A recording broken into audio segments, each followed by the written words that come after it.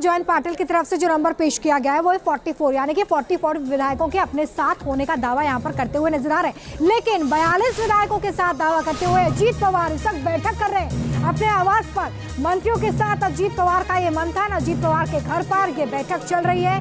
बीते एक घंटे से लगातार मंथन किया जा रहा है कि अब अगला कदम क्या होने वाला है, क्योंकि बड़ा दावा उनकी तरफ से किया जा रहा है कि 42 विधायक उनके साथ है, वो सिंबल और साथ ही साथ पार्टी को लेकर भी दावा करें। अभिषेक पांडे हमारे साथ लगातार जुड़े हुए हैं। अभिषेक, देखिए जयंत पाटिल अपना नंबर रख रहे हैं 44 और अजीत बोल रहे हैं कि 42 विधायक उनके साथ, यानी कि 42 विधायकों का समर्थन उनके पास है।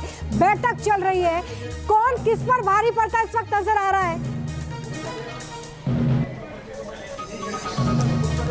देखिए, निश्चित तौर पर कौन किस पर भारी पड़ता है ये बहुत महत्वपूर्ण होगा, लेकिन अजीत पवार नेता प्रतिपक्ष जब थे तब उनके पास तमाम सारे लोगों के नंबर्स थे और वो उसी के बल पर अपोजिशन लीडर बने थे। अब जब अजीत पवार वो उप मुख्यमंत्री बन गए हैं तो निश्चित तौर पर वो आने वाले समय में अपनी जो क्षमता है उसको तो प्रदर्शित करेंगे, साथ ही साथ एक शक्ति प्रदर्शन भी करेंगे।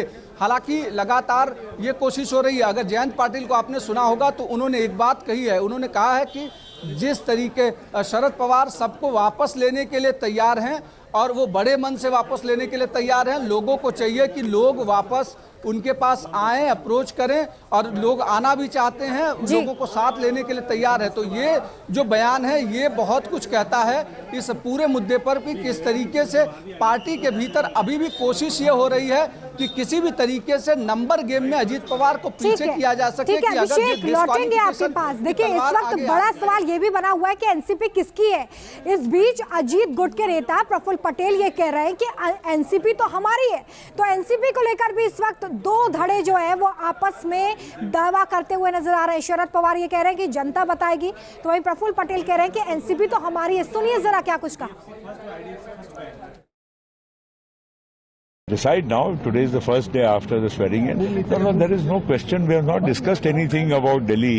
We have only discussed about the formation of a government in Maharashtra, and that is what has been done. जिन लोगों ने कल अजीत दादा को समर्थन दिया, जिन 35 विधायकों का समर्थन है, लेखी समर्थन है, उन्होंने खुद होके दिया है, कोई प्रेशर में उन्होंने तो दिया नहीं। और वो 35 के 35 भी लोग आज दादा के साथ है और आने वाले भी है, कुछ आ रहे हैं, कुछ अपक्ष के भी लोग हैं जो दादा के साथ जुड़ रहे हैं। चलिए, तो पंकज भी हमारे साथ जुड़ गए इसी खबर पर ज्यादा जानकारी के साथ। तो ये तस्वीरें थोड़ी देर पहले की है, लेकिन बड़ी तस्वीरें आज की।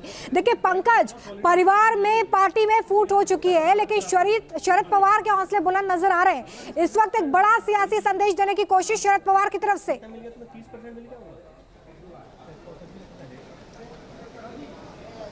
बिल्कुल, देखिए एक बार फिर से एनसीपी के सबसे दिग्गज नेता माने जाने वाले अजीत पवार जो हैं वो शरद पवार को छोड़कर बीजेपी के साथ सरकार में शामिल हो गए हैं। लेकिन शरद पवार जो हैं वो पहले की तरह ही बहुत ही कूल नज़र आ रहे हैं। इनफैक्ट एनसीपी की जो सांसद है सुप्रिया सुले, उनसे जब बातचीत की जा रही थी तो वो भी बहुत ज़्यादा आक्रामक नहीं थी, बहुत ज़्यादा गुस्से में नहीं दिखाई दे रही थी। इस पर बात करने के लिए हमारे साथ एनसीपी के मुख्य प्रवक्ता जो महेश तपासे हैं उनसे बात करते हैं। महेश जी, आप लोगों को क्या अभी भी उम्मीद है कि जो अजीत पवार ने किया है वो दोबारा से पिछली बार की तरह फेल हो जाएगा, या आपको लग रहा है कि इस बार वो तैयारी के साथ गए हैं? देखिए, फेल हो जाएगा ये निश्चित रूप से बात सही है, और एक बात ये बताती है कि जिस प्रकार से उन्होंने लिस्ट ऑफ एमएलएज ना दे पाए सरकार को, इसी से ये बात स्पष्ट होती है कि अभी तक उनके पास कॉन्फिडेंस उस प्रकार का नहीं आ पाया। वास्तविक अजीत दादा के माध्यम से ऐसी कभी भूमिका होगी हमने कभी सोचा नहीं था। मुझे नहीं पता क्या पॉलिटिकल कंपल्शंस हुए होंगे, लेकिन आज पवार साहब कराड़ गए हैं, यशवंतराव चौहान जी की समाधि पे गए, और आपने देखा कि हज़ारों की तादाद में, जब से पुणे से 7:30 बजे से निकले हैं, हज़ारों की तादाद में लोग पवार साहब को जगह जगह रोक रहे हैं, उनका स्वागत कर रहे हैं, उन पर पुष्पवृष्टि कर रहे हैं, और हम आपके साथ हैं। ये कॉन्फिडेंस पवार साहब को दिलाने के लिए लोग धूप में, दो बारिश में खड़े हैं। और जो दो विधायक जिनकी आप बात कर रहे थे, कल राजभवन में थे, वो वाई के हमारे विधायक मकरंद पाटिल, वो भी आज कराड़ में पवार साहब के साथ में है। वहाँ पे भूतपूर्व मुख्यमंत्री चौहान साहब भी आज पवार साहब के लिए वहाँ पे खड़े हैं। हमारे सांसद श्रीनिवास पाटिल साहब भी वहाँ पे हैं, अनिल देशमुख जी भी है वहाँ पे, और बहुत ही कितने लोग हैं इस वक्त अजित पवार के साथ, क्योंकि उनकी तरफ से कहा जा रहा है कि 40 विधायक उनको समर्थन दे रहे हैं। देखिए, उनकी तरफ से कहा जा रहा है, लेकिन आज उनके पास वस्तुस्थिति है नहीं। आज जब मैं देख रहा हूँ कि वहाँ पे वो चीफ विप का कुछ उन्होंने ऐलान किया हुआ है, लेकिन मैं ये कहूँगा कि राष्ट्रवादी कांग्रेस पार्टी ने कल जितेंद्र आव्हाड को हमारा मुख्य प्रतोद बनाया है, और जितेंद्र आव्हाड राष्ट्रवादी के 54 एमएलए के 54 एमएलएज के प्रतोद हैं।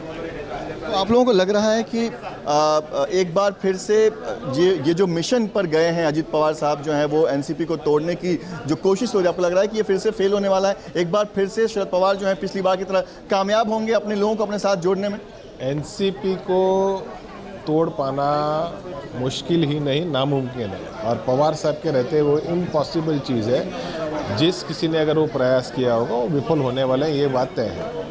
सर, आप लोगों की तरफ से विधानसभा अध्यक्ष को लेटर लिखा गया है, कहा गया है कि जो 9 लोग वहां पर गए हैं उन्हें अयोग्य ठहराया जाए, उसको लेकर क्या अपडेट? जी, हमारे मुख्य प्रतोद जितेंद्र आव्हाड जी ने कल रात को 1 बजे विधानसभा अध्यक्ष महोदय के बंगले पे दस्तावेज भेजे। हमारे पार्टी के प्रेसिडेंट उन्होंने ईमेल से भेजे, व्हाट्सएप पे भेजे, और मैं आभार व्यक्त करता हूं विधानसभा के अध्यक्ष नार्वेकर जी का कि उन्होंने उसको एक्सेप्ट किया। आज उनका बयान मैं सुबह सुन रहा था। तो एक लेटर सौंपा गया है और जो 9 मंत्री बनाए गए हैं उनको लेकर अब ये कहा गया है कि उन्हें अयोग्य ठहराया जाए।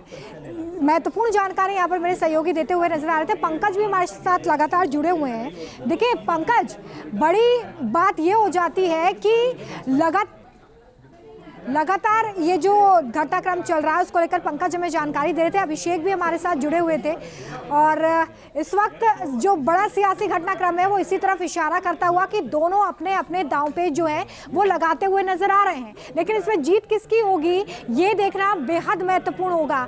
होम ग्राउंड से इस वक्त पवार बड़ा संदेश देने की कोशिश कर रहे हैं। तो महाराष्ट्र विधानसभा स्पीकर की तरफ से भी देखिए इसको लेकर एक बड़ा बयान सामने आया है।